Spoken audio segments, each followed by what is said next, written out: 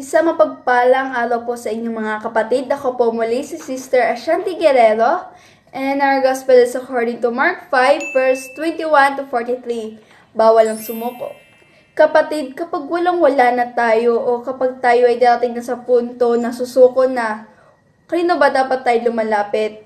Wala lamang iba kundi sa Diyos. Sa Diyos lamang tayo makakaasa, sa Diyos lamang tayo makakamit ng tinatamasa natin o inaasam natin sa buhay na ito.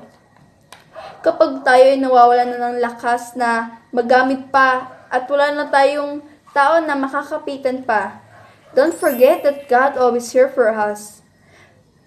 And mga kapatid, our gospel for today is repeating, reminding for all of us na there's no reason to give up hope and there's no reason na tayo ay bumitaw.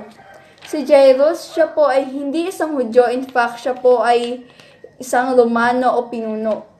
For the point of views of many people in this time, Jairus was important person. But Jairus is desperate. And his desperation, he will willing to do anything. Even if violate his friendship, even if violate his belief. He will do anything when a person is desperate. Pero lumapit siya. Lumapit siya kay Kristo sapagkat ang kanyang anak ay mamamatay na. Nandoon din ang isang babae sa mahabang panahon ay dinudugo.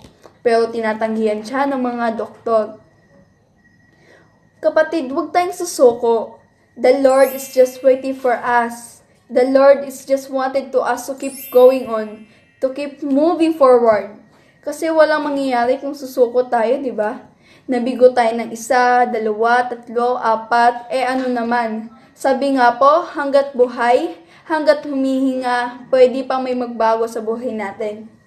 My dear friends, tell it to yourself, today you will keep on believing, today you will keep on moving, and today you will keep hoping, and today you will keep having your faith. Sapagkat may Diyos sa buhay natin, huwag mong alisin ang Diyos. Hanggat tayo ay nananatiling buhay, dapat din tayong manatili sa Kanya. Ito lamang po ang aking isi-share para sa araw na ito. And we invited you to please subscribe Facebook PH YouTube channel and download the Facebook app or register at www.facebook.ph. Salamat!